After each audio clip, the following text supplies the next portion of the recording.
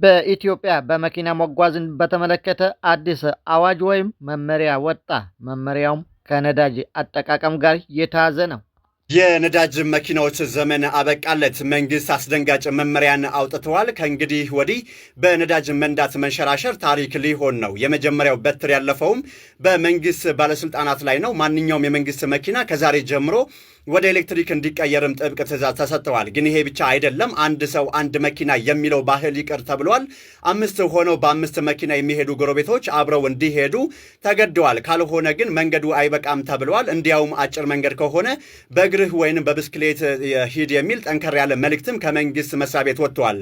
የሀብታምነት መገለጫ የነበረው መኪና ዛሬ ላይ ሸክም እየሆነ ነው። እነዚያ ግዙፍ የጭነት መኪናዎች እስካላችሁ ከ20 ቶን በላይ የሚጭኑትም ወደ ጋዝ ወይንም ኤሌክትሪክ ካልተቀየሩ ዋጋ የላቸውም ተብሏል።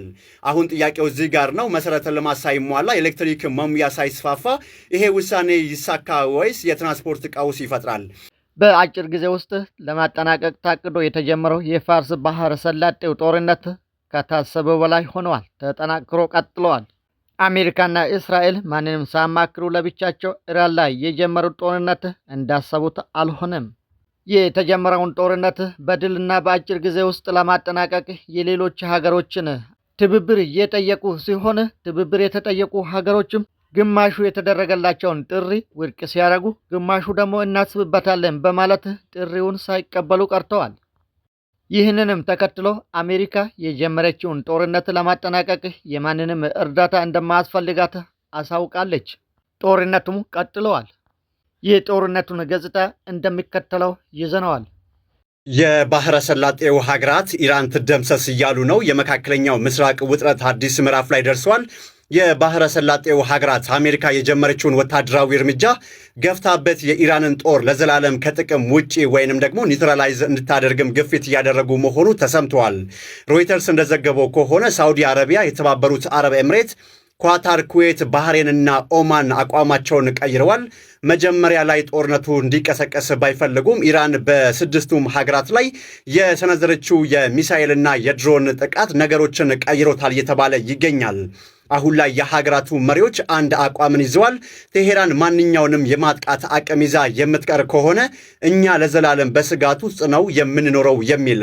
ይህ ማለት እነዚህ ሀገራት አሜሪካ የጀመረችውን ጥቃት በለዘብተኝነት ሳይሆን የኢራንን ወታደራዊ መዋቅር ሙሉ በሙሉ በሚያፈራርስ መልኩ እንዲሆንም ይፈልጋሉ።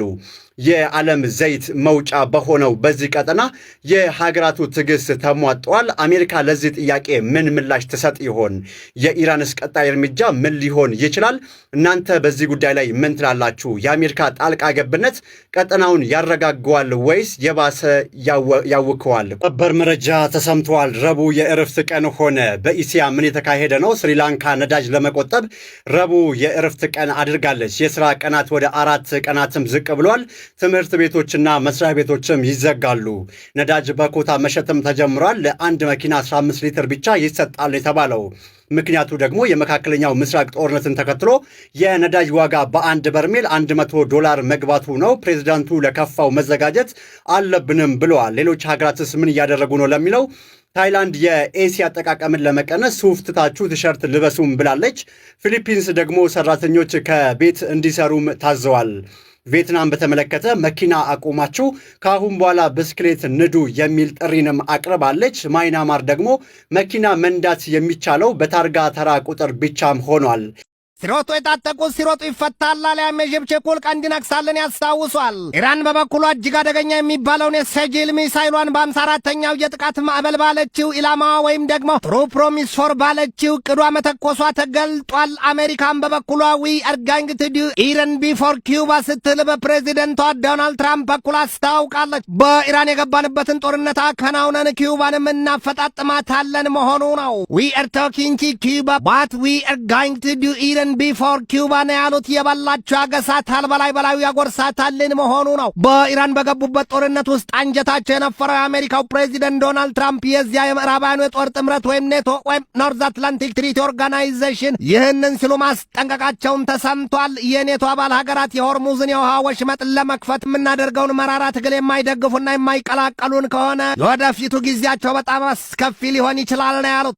የምታሸንፈውን ቢሉት እልሁን በሚስቱ ተወጣ ይሉትን ያስታውሷል። በቅርቡ ከቻይናው ፕሬዚደንት ሺጂንፒንግ ጋር ተገናኝተው ለመምከር ቀጠሮ ይዘው የነበሩት የአሜሪካው ፕሬዚደንት ዶናልድ ትራምፕ ውይይቱን ሊያዘገዩት እንደሚችሉ ፍንጭ ሰጥተዋል። የአናዶሎ የዛሬ ዘገባ እንደሚያመለክተው የአሜሪካው ፕሬዚደንት ዶናልድ ትራምፕ በኢራን የገቡበትን ጦርነት ማንንም ሳያማክሩና ከእስራኤል ጋር ብቻ በኢራን የያዙት የእሳት ባህሯን አቋርጦ ለመውጣት ቀበቷቸውን ያላላባቸው ከቶም ሰራ አካላታቸውን ያላባቸው ሆነው ታይተዋል። ጩኸቴን ቀሙኝ ይሏል አበው። ኢራን በበኩሏ የሆርሙዝ ወሽመጥ የተዘጋው ለጠላቶች እንጂ ለወዳጆች አይደለም ማለቷን ያስታውሷል። የኢራን ወዳጅ ደግሞ ሩሲያና ቻይና ናቸው። ቻይና የመርከቦቿ ዝውውር ስጋት ከሌለበት ስለምን ከአሜሪካ ጋር ወግና ኢራንን ትወጋለች? ለትራምፕ የቀረ ጥያቄ ነው። በአሜሪካ በእስራኤልና በኢራን መካከል ከ2 ሳምንታት በላይ የዘለቀው ግዙፉ ጦርነት አሜሪካም ትሁን እስራኤል ባቀዱትና ባሰሉት የጊዜ ገደብ የሚጠናቀቅ ቀርቶ የሚጠልስ አልሆነም ነው የሚባለው። ከዋይት ሃውስ በወጣ አሜሪካ በርካታ ሀገራትን አስተባብራ በሆርሙዝ ወሽመጥ አንድ ግዙፍ ኃይል ለማቋቋም ማቀዷን ያሳያል። ምን ያደርጋል፣ ብዙዎቹ ሀገራት ግን ከአሜሪካ ጋር ቂም ተቋጥረዋል እንጂ በሶስቱ ሀገራት መካከል የሚካሄደው ጦርነት ያላነካካውና ከስጋት ያልዶላው ሀገርና የምድሪቱ ክፍል የለም። ወዲህም አለች ኢራን በውጭ ጉዳይ ሚኒስትሩ አባስ አራግቺ በኩል ትናንት አመሻሹን በሰጠችው ማብራሪያዋ ሩሲያ አንድ ቻይና ፕሮቫይዲንግ ሚሊትሪ ሰፖርት። ይህንን ዘገባ ያሰራጨው ደግሞ ዩክሬን ፎርም ሲሆን ፖለቲኮ በበኩሉ አባስ አራግቺ ሞስኮውና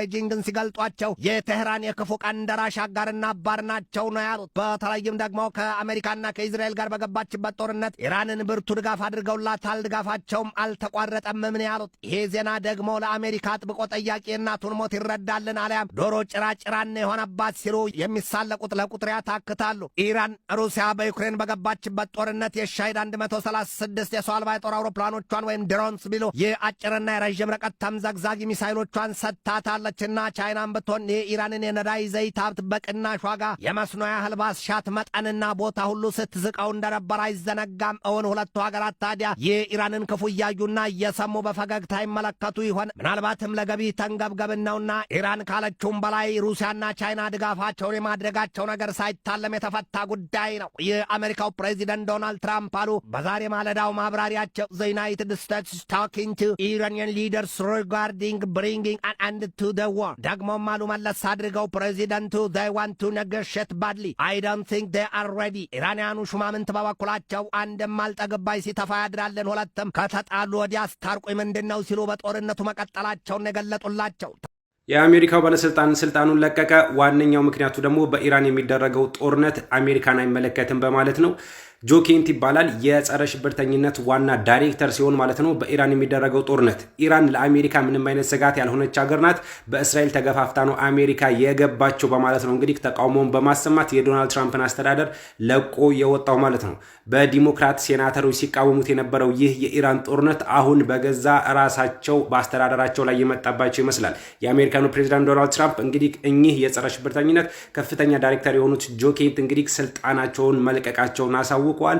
ዋነኛ ምክንያታቸው ደግሞ በኢራን የሚደረገው ጦርነት አሜሪካ አይመለከታትም በማለት ነው። አሁን ላይ ይህ ዜና ብዙዎችን እያነጋገረ ይገኛል። ገና ብዙ ባለስልጣን እንደምናይ ተስፋለን እያሉ ይገኛሉ ተንታኞች ማለት ነው። ምክንያቱም ጦርነቱ ለአሜሪካ ምንም አይነት ጥቅም ስለሌለው እያሉ ይገኛሉ። ዛሬ ብዙዎችን አነጋግሯል ይህ ዜና። የቃላት ጦርነቱ ጣራ ነክቷል። ትራምፕ የኢራንን ቀጣይ መሪ እኔው በግሌ መርጣለሁ ማለታቸውን ተከትሎ የኢራን ምክትል የውጭ ጉዳይ ሚኒስትር ትራምፕን በነገር ወርፈዋቸዋል። ሚኒስትሩ ሲሳለቁ ትራምፕ የራሱን ሀገር የኒውዮርክን ከንቲባ እንኳን መሾም የማይችል ሰው ሆኖ ሳለ እንዴት የኢራንን መሪ እመርጣለሁ ይላል በማለት ትራምፕ ላይ አሹፈውባቸዋል። ይህ የኢራን ምላሽ በትራምፕ ላይ የተሰነዘረ ቀጥተኛና እጅግ የሚቆረቁር የስድብ ናዳ ሆኗል። ትራምፕ በሌላ ሀገር መሪ ምርጫ ላይ ጣልቃ መግባታቸው ምን ያህል ትክክል ነው ብላችሁ ታስባላችሁ? የአንድን ሀገር ሉዓላዊነት መጣስ ነው ልንለውስ እንችላለን? በኢራንና በአሜሪካ መካከል ያለው ፍጥጫ አሁን ከጦር መሳሪያ አልፎ ወደ ገንዘብ ጦርነት ተሸጋግረዋል። የዓለም ሀገራት መርከቦቻቸው ጥቃት እንዳይሰነዘርባቸው በመፍራት ወደ ቻይና ገንዘብ እንዲያዘነብሉ ግፊት እያደረገች ሲሆን ይህ ደግሞ አሜሪካ በኢኮኖሚ የምታገኘውን ጥቅም ሊቀንስባት ይችላል። በሌላ በኩል ደግሞ አሜሪካ አሁንም የዓለም ኢኮኖሚና የባህር መንገድ የምትመራው እኔ ነኝ ባይናት። ዶላር በዓለም አቀፍ ደረጃ ያለው ተቀባይነት በአንድ ዛቻ ብቻ የሚወድቅ አለመሆኑንና የባህር መንገዱን በኃይል ለማስከፈት የሚያስችል ትልቅ ወታደራዊ ጡንቻ እንዳላት ትገልጻለች። ብዙዎች የኢራንን እርምጃ ከጥንካሬ ይልቅ ማዕቀብ ስላዳከማት የተወሰደ የጨነቀው እርምጃ አድርገው ይቆጥሩታል። ከኢራን ከፍተኛ አመራሮች መካከል በጣም ቁልፍ ከሚባሉት ውስጥ አንዱ የሆኑት አሊ አርጃኒ በዛሬው ዕለት መገደላቸውን እስራኤል አረጋግጣለች። ይሁን እንጂ በጉዳዩ ላይ ኢራን ዝምታ መርጣለች። ሞቷልም በህይወት አለምም ከማለት ተቆጥባለች። በዚህ ሁሉ መካከል ታዲያ ተገሏል የሚለው መረጃ የተሰራጨ በነበረበት ሰዓት ላይ በትዊተር ገጻቸው ላይ በአሊ አርጃኒ የትዊተር ወይም ኤክስ በሚባለው ገጽ ላይ የተላለፈ አንድ መልእክት ደግሞ ጥያቄን አጭሯል። ሰውየው በህይወት አሉ የሚል አይነት ጭምጭምታዎች እንዲሰሙ ምክንያት ሆኗል። ይህ የትዊተር መልእክት ምንድነው? ከዛ ጋር ተያይዞ ስለ አሊ አርጃኒ ግድያ ጋር በተገናኘ እየተሰሙ ያሉ መረጃዎች ምንድናቸው የሚለውን በተከታይነት እናያለን። አሊ አርጃኒ ማናቸው የሚለውን ነገር ከተመለከትን በጣም በዋናነት በጣም ቁልፍ የሚባሉ ያከናወኗቸው ስራዎች አሉ። ከነዛ መካከል በኢራን ፓርላማ ውስጥ የአፈ ጉባኤነትን ኃላፊነት በመውሰድ ከ2008 እስከ 2020 በነበሩት ዓመታት ውስጥ አገልግሎት ሰጥቷል። በነዛ 12 ተከታታይ ዓመታት ውስጥ የኢራን አፈ ጉባኤ በመሆን በተለይ በኢራን ወግ አጥባቂዎች የኮንዘርቫቲቭ በሚባሉትና ተራማጅ ወይም ሪፎርሚስት በሚባሉት መካከል እንደ ድልድይ ሆነው ያገለግሉ የነበረ ሰው እንደሆነ ነው መረጃዎች የሚያመላክቱት። እጅግ ጥብቅ የሆኑ የፓርላማ ህጎችም እንዲጸድቁ በማድረግ ረገድም እንዲሁ የአሊ አርጃኒ እጆች በጣም የራሳቸው ሚና መጫወታቸውን ይነገራል። ከዚህ ባለፈ የኒውክሌር ድርድር መሪ በመሆንም ጭምር በጣም ከፍ ያለ አገልግሎትን ለሀገራቸው አበርክተዋል። በተለይ ከ2005 እስከ 2007 በነበረው ጊዜ ላይ የኢራን የኒውክሌር ፖሊሲዎችን በማርቀቅ ረገድ በጣም ጠንካራ የሆኑ ስራዎችን አከናውኗል የሚባል ሲሆን ምንም እንኳን በጊዜው ፕሬዝዳንት ከነበሩት አህመዲነጃድ ጋር በተፈጠሩ አለመግባባቶች ሳቢያ በዚህ ኃላፊነታቸው ላይ ብዙ ቆይታ ባያደርጉም ነገር ግን በቆዩባቸው 2 ዓመታት ላይ በተለይ የኢራን የኒውክሌር መርሃ ግብርን በተመለከተ እጅግ በጣም ጠቃሚ የሆኑ የኢራን የኒውክሌር ሂደቶችንም ጭምር አሁን ወዳለበት ደረጃ ለማምጣት አስተዋጽኦ ያበረከቱ ሚናዎችን እንደተጫወቱ ነው መረጃዎች እየገለጹ የሚገኙት።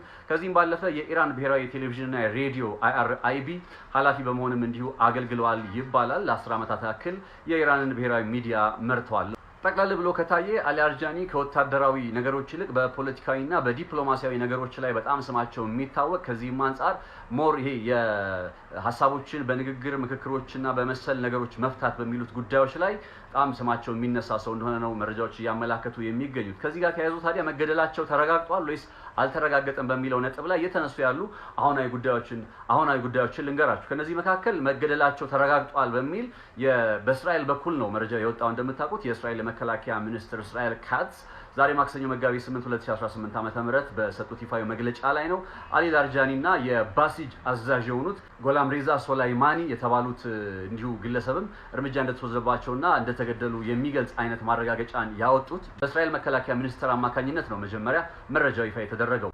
የኢራን ምላሽ ምንድነው ታዲያ? ከዚህ ጋር በተገናኘ የኢራን ምላሽ ምንድነው ከተባለ የኢራን መንግስት ይፋዊ የዜና ማሰራጫዎች ግድያውን በተመለከተ ምንም ያሉት ነገር የለም ወይም አላረጋገጡም።